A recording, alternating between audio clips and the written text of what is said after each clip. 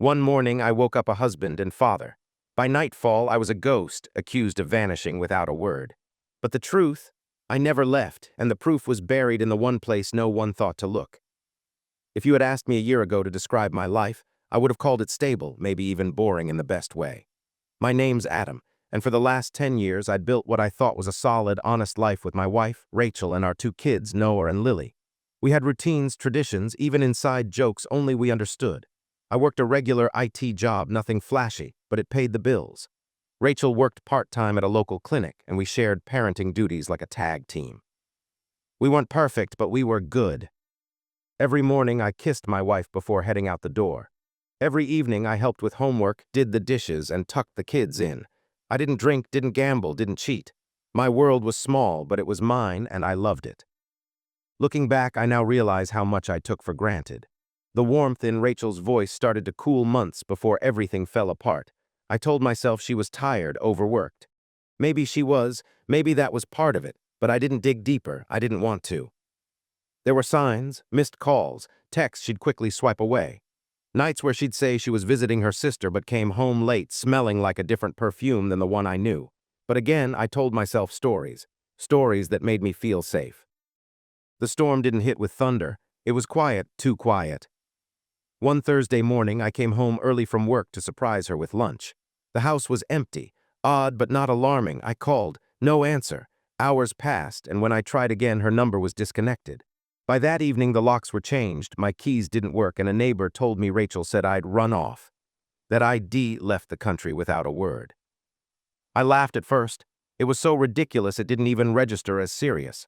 But that laughter faded fast, replaced by confusion, then fear, then a dull, sinking sense that something was very, very wrong. I stood outside my own house, staring at the door like a stranger. My family, my entire life, was still inside. But suddenly I didn't belong there anymore. And I had no idea why. I barely slept that night. I kept thinking it had to be a misunderstanding, maybe a mistake with the locks, maybe Rachel's phone was just broken. I camped out in my car across the street, waiting for the lights to turn on, for the kids to come out, for something to tell me that this nightmare wasn't real. The next morning, I saw her through the window packing school lunches just like any other day. She looked calm, normal. Our daughter Lily ran up behind her, hugging her waist. It felt like a punch to the chest. That used to be me in there, standing at that counter. I was their morning routine. I got out of the car and crossed the street, calling her name. She froze when she saw me. Then, just like that, she shut the curtain. A moment later, the door opened not by her, but by a police officer. Apparently, she had already filed a report claiming I'd abandoned the family nearly 2 weeks ago. Said I left one morning with a packed bag and never came back. I stood there, stunned, trying to explain I had just come home from work the day before. I hadn't packed anything. I hadn't gone anywhere. The officer wasn't unkind, but his face told me everything. He didn't believe me. He told me to leave the property and contact my lawyer if I wanted to sort things out. My lawyer. At that moment, my brain couldn't even process the legal side. I was still stuck on Rachel's face, the way she didn't even flinch, didn't even look surprised to see me, like she had already made peace with the lie she was telling. I tried calling mutual friends, family members. One by one, they gave me the same cold responses. "I'm sorry, Adam, but Rachel said you disappeared. We're not sure what's going on, but she said you left them." Left them? That word twisted in my gut. I hadn't left anything. I'd come home. And yet somehow I was the one being erased, not just from my home, but from the story of our lives. I didn't know it yet, but this wasn't just about a lie. It was about power perception and how easily the truth can be buried under silence. And I was just starting to dig. I spent the next few days in a fog, half fury, half disbelief. I kept waiting for someone to call and say it was all a mistake, that Rachel had overreacted, that someone had finally asked the right question and the lie had started to unravel. But the phone didn't ring, and when it did, it wasn't the voice I hoped to hear. It was my bank. My main checking account had been frozen pending a dispute. When I asked what kind of dispute, they said Rachel had claimed I was missing, presumed voluntarily absent, and that she needed emergency control of our joint finances. I stared at the wall for a long time after that call. Every number I'd saved, every contact I thought I could trust, gone. Some blocked me outright. Others listened awkwardly before gently suggesting I get professional help. It was like I'd been rewritten in everyone's minds overnight, from dependable husband to deserter. A man who'd walked away from his own children without even a goodbye. I managed to rent a room at a cheap motel on the edge of town, the kind that smells like old coffee and disappointment. I sat there in the dim yellow light, scrolling through pictures of my kids on my phone. Their smiles, their birthdays, every memory now weaponized against me. I wasn't just locked out of my house. I was locked out of fatherhood. Even worse, Rachel filed for full custody. In the petition, she repeated the same lie that I'd left suddenly, that she didn't know where I'd gone, that she feared for the kids' emotional safety if I were allowed near them again. The woman I once trusted with my life had turned my absence, something I never chose, into her truth. I remember standing in the motel shower that night, letting the water run cold just so I could feel something. Anything. The walls were closing in. The life I'd built was collapsing around me, brick by brick. And still a voice in my head whispered, "You were there. You didn't leave. Someone has to know that." But in a world that suddenly saw me as guilty by default, the burden was on me to prove a negative. And I had no idea how to do that. They say the truth always comes out in the end, but I've learned that's only if someone's willing to look for it.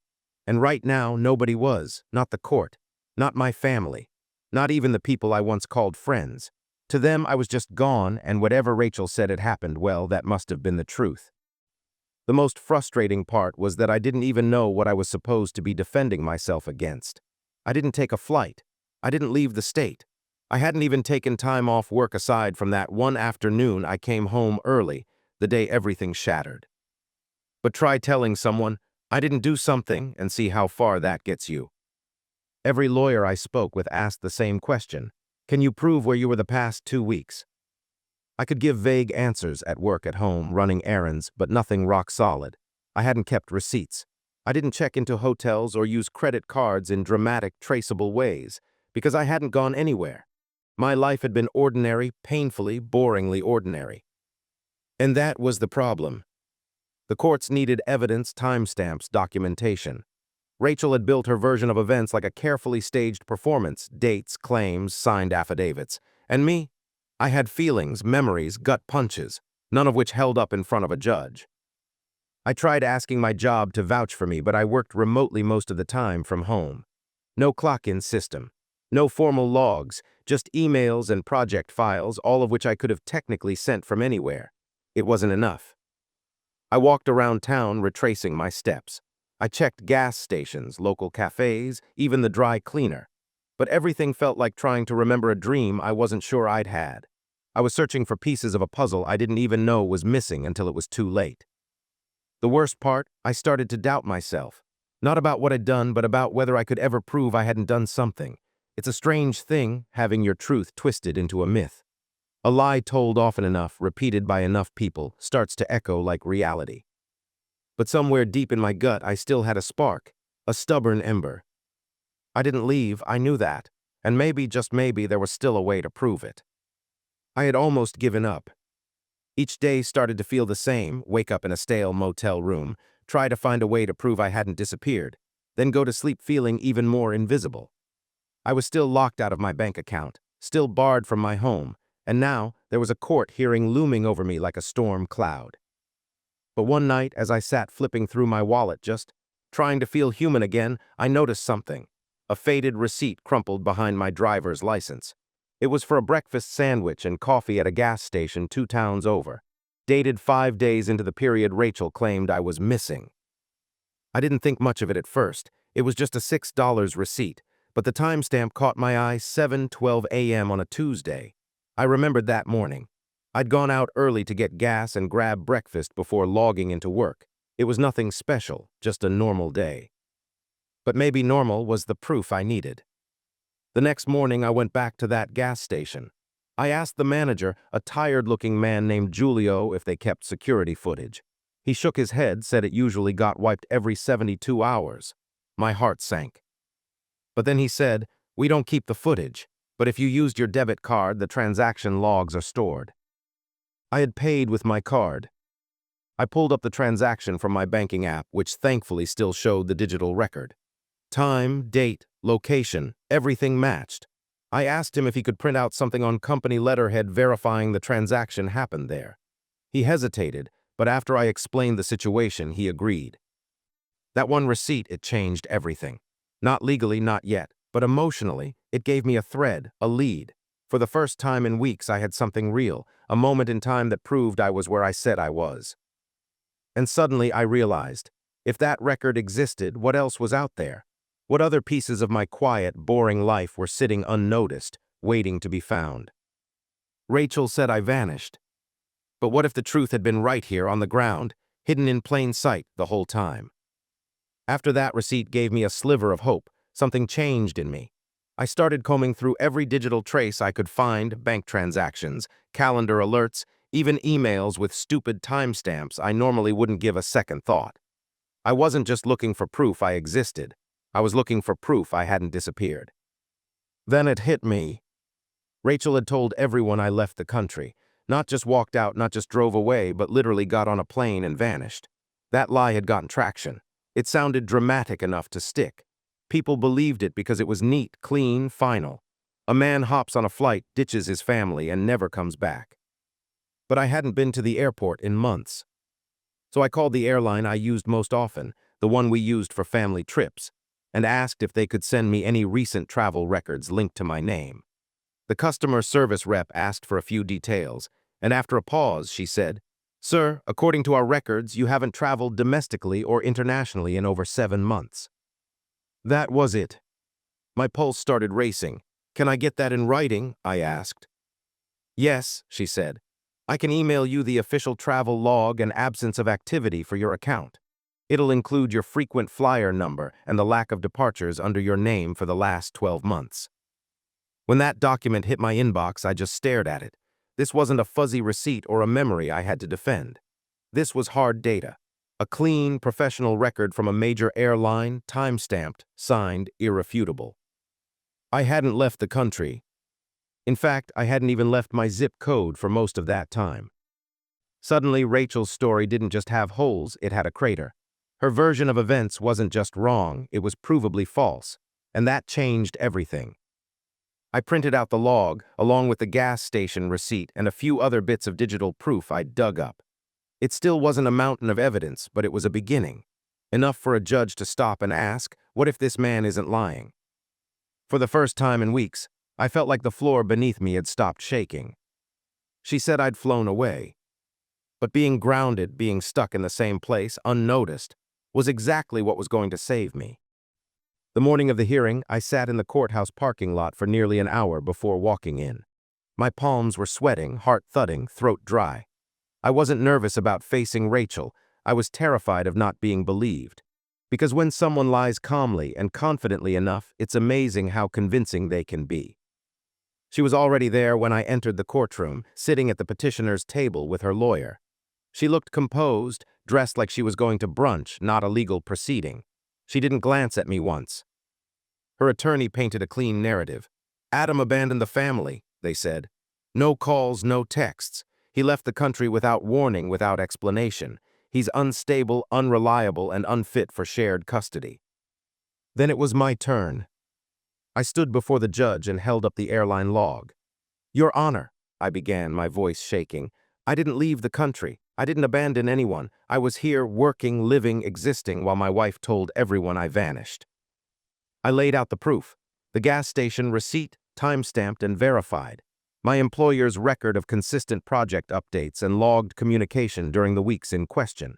And finally, the travel log signed by the airline, confirming I hadn't flown anywhere in nearly a year. The judge flipped through the documents carefully. For the first time since this ordeal began, I saw something shift. Not just in the judge's expression, but in Rachel S. Her jaw tightened. Her hands, once resting calmly on the table, curled slightly. She wouldn't look at me. When the judge asked her to respond to the evidence, her lawyer scrambled. Perhaps he returned quietly, they suggested. Perhaps he left and came back without her knowledge. But then why claim he left the country? The judge asked. Silence. It was only the beginning of the legal battle, I knew that. There would be follow-up hearings, custody reviews, character assessments. But this moment, it mattered. because it was the first time someone with authority had looked past the surface and seen the cracks. I walked out of that courtroom not with a victory, but with something almost as important. Doubt had been planted. Her lie wasn't airtight anymore. And now, for the first time, the burden of proof was no longer mine alone to carry. After the hearing, something shifted, not just in court but in Rachel. It started with the calls I never thought I'd get. Her sister left me a voicemail, her voice uncertain. "Hey Adam, I don't know what's going on, but I saw the court summary. I didn't realize you had proof." Rachel didn't say anything about that. Then a text from a mutual friend. "If you ever want to talk, I'm here. I feel like we were told only half the story." Half the story? That was generous. Rachel had told a whole new version of reality, and for weeks I had been forced to live inside her fiction. But now the truth was leaking through the seams. She had underestimated one thing: the people around her weren't blind. They had just trusted her. And when that trust started to waver, they began to notice the things I had always been too close or too in love to see. Small things. How she controlled conversations. How she twisted moments to make herself the victim. How she could smile with her mouth while her eyes stayed cold. One afternoon, I got a call from our kids' school. The vice principal wanted to speak with me. He'd seen the court filings and was confused, because apparently Rachel had told the staff I had abandoned the family and moved overseas. She even asked them to erase me from the emergency contact list. "She said you were unreachable," he told me, "but now we're not so sure." It wasn't just her story falling apart, it was her grip on it. Then, a week after the hearing, Rachel finally called me. Her voice was clipped, not remorseful but controlled, like someone trying to steer a car already sliding off the road. "You made this worse than it needed to be," she said. I couldn't help but laugh, not out of humor but disbelief. "I didn't make anything worse. You lied, you locked me out of my own life, and I proved it." She didn't respond. I could hear her breathing just for a second, like the sound of something unraveling. "I did what I had to do," she said quietly and hung up. That was the moment I knew, not just that I had been lied about, but that I had been manipulated for years, maybe more than I'd ever realized. The mask had slipped, and behind it wasn't grief or fear. It was control, it was power, and she was losing it. After that call, something inside me shifted, not just relief that the truth was finally coming out, but a quiet determination. I couldn't undo the weeks I'd lost, or the damage done, but I could start rebuilding. I began with the small things, reconnecting with friends who had drifted away, explaining my side calmly and clearly. I visited the kids' school, met with teachers, and slowly reclaimed my place as their father. It wasn't easy. There were still whispers, still questions. But I showed up every time at parent-teacher meetings, school plays, even just for morning drop-offs. Each moment was a brick in the foundation of my new reality. I also started therapy, not because I was broken, but because I needed to learn how to stand steady in the face of betrayal, to hold onto my truth when the world tried to rewrite it. The sessions helped me see the patterns I hadn't noticed, the ways Rachel had controlled our story, and how I had let her. That was painful but necessary. I knew the legal battle wasn't over. Rachel's lies had cut deep, and the fight for custody and trust would take time. But now I wasn't standing in the dark alone. I had proof. I had people starting to listen, and most importantly, I had myself. There was a strange kind of freedom in that, like waking up after a long night and realizing the sun had never stopped shining. Some days the pain still hit hard. The moments when I wasn't there for my kids, the times they looked confused or scared, those haunted me. But I learned to carry those wounds without letting them define me. Because I hadn't abandoned my family. I had fought for them even when it felt like no one was watching. And now, step by step, I was reclaiming everything I'd almost lost.